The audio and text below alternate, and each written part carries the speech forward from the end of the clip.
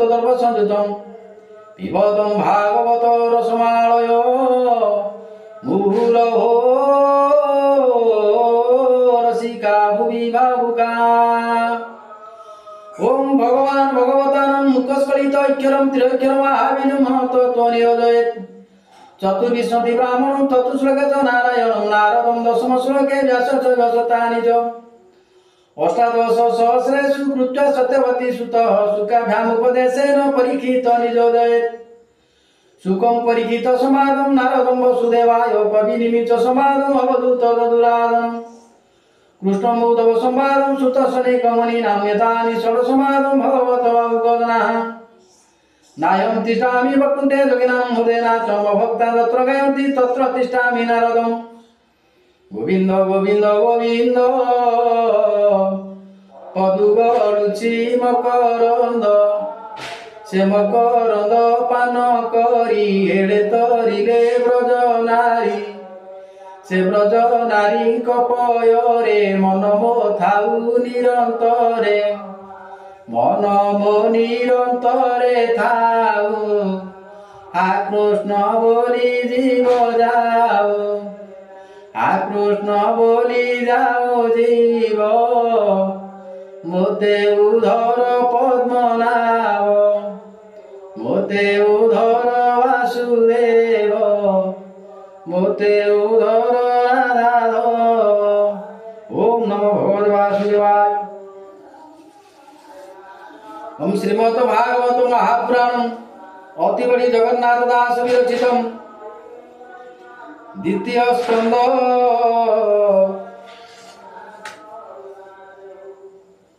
अष्टम अध्याय।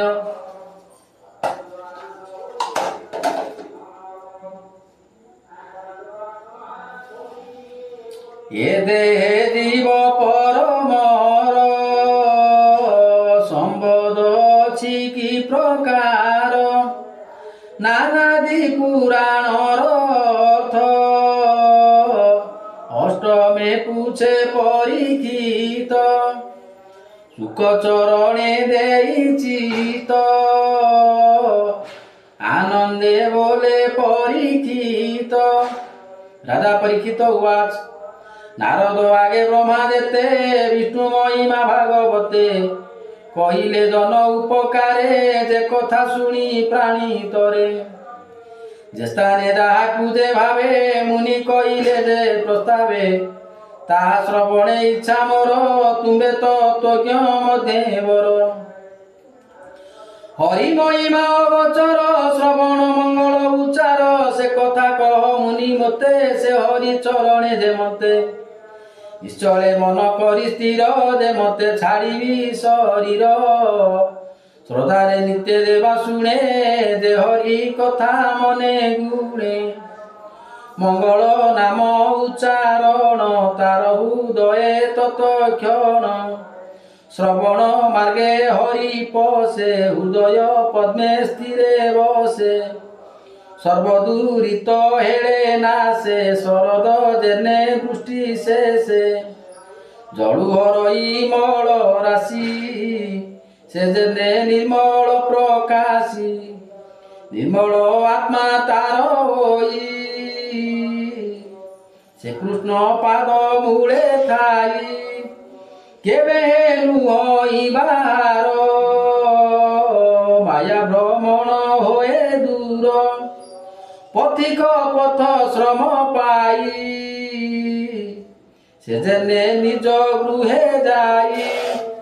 श्रम पाशरी सुखे रहे गृह संपद भोगे दे पदात्ममंत आत्मा होए धातु घटन देह बहे। जानतु कहे के मते किबा काल कर्म मते जार उदरु पद्म होई लोक संस्थान प्रकाश होई से जेबे अवयवी होई जीव ईश्वर भेद नाही ब्रह्मा जे भूत आत्मा होए से पुणी जार अनुग्रहे आत्मारु प्राणी की सुजई स्वभावे तार जन्म नाही ନାବିକ ମଳୁ ହୋଇ ଜାତ ତାହାକୁ ଦେଖେ ରୂପବନ୍ତ କାଳର ବସେ ସେ ପୁରୁଷ କରଇ ସୃଷ୍ଟି ସ୍ଥିତି ନାଶ ଏ ଲୋକ ଲୋକ ପାଳ ସଙ୍ଗେ ସର୍ବକଳ୍ପିତ ତାର ଅଙ୍ଗେ ଏ ଯେତେ ଚତୁର୍ଦଶ ପୁର କଳ୍ପନା କରି ଅଙ୍ଗ ତାର ଏଭାବେ ଶୁଣିଲି ଯେ ମୁହିଁ ଏବେ ତୁମକୁ ପଚାରଇ କଳ୍ପ ବିକଳ୍ପ ଯଥା କାଳେ ସେ ଭ୍ରମ କରେ ଅବହେଳେ ସୃଷ୍ଟି ପାଳିନ ସଂହାରଣ ଭୂତ ଭବିଷ୍ୟ ବର୍ତ୍ତମାନ କାଳର ଠାରୁ ଏ ଯେ ମତେ ଆୟୁ ପ୍ରମାଣ କାର କେତେ କାଳର ଦେବା ଅନୁଗତି ଅଳ୍ପ ବହୁତ ସଂଖ୍ୟା ସ୍ଥିତି କର୍ମର ଗତି ଅବା ଯେତେ ଯେହେତୁ ପ୍ରକାଶ ଦେ ମତେ ଗୁଣକ ପରିଣାମେ କେବା দেবাদি রূপ ইচ্ছে দেবা কি কর্ম করি জহি তহি কিভাবে জীব তা বুঝই ভূমি পাতাল দশ দিশ যে রূপে সম্ভবে আকাশ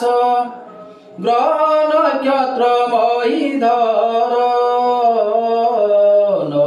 সমুদ্র দ্বীপ পার এতে আশ্রিত জন্তু যেতে ব্রহ্মাণ্ড প্রমাণ বা কেতে মহান্ত জন আচরণ যে বর্ণ বিভাগ আশ্রম বায়ন্তরে বস্তু যেতে সংক্ষেপিক মোগ্রতে এ অন্ডকোষ মধ্য গতে বিষ্ণুর অবতার যেতে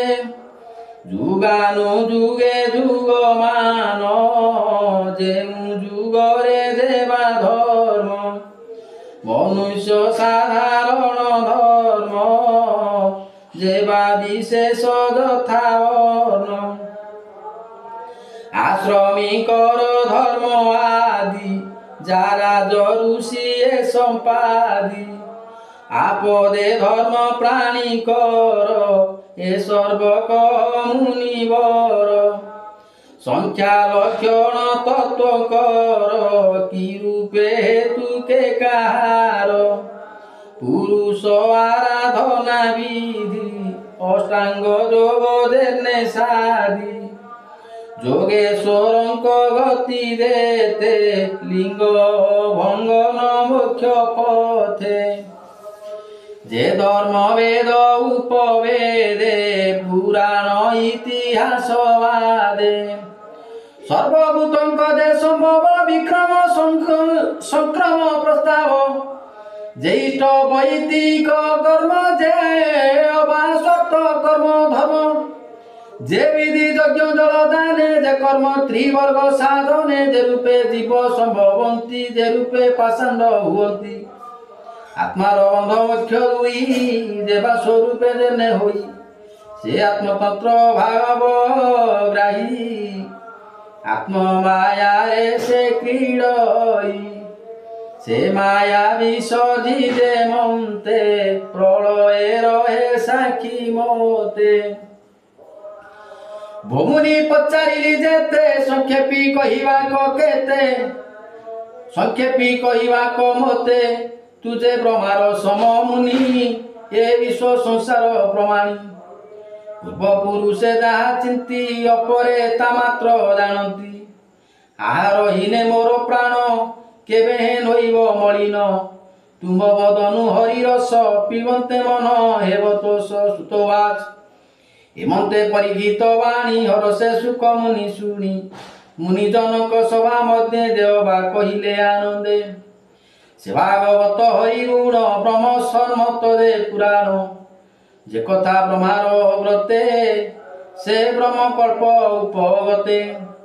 একান্তে কইলে মুরারি বিশ্ব সংসার দয়া করি পাণ্ডব শ্রেষ্ঠ পরীক্ষিত যে প্রশ্ন কলে কৌকত সে কথা আদি অন্ত সে কথা আদি মধ্য অন্তে কইবি তুমর ব্রতে बोलई दास जगन्नाथ द्वितीय स्कंदे भागवत अमृत रसमय गीते सुजन जनक रहिते प्राकृत वंदे गीत वाणी शुणी संसारुतर प्राणी इति श्रीमद् भागवते महाप्राणी परमहंस संहितायां द्वितीय स्कंदे प्रश्न विधिर नाम अष्टम अध्याय।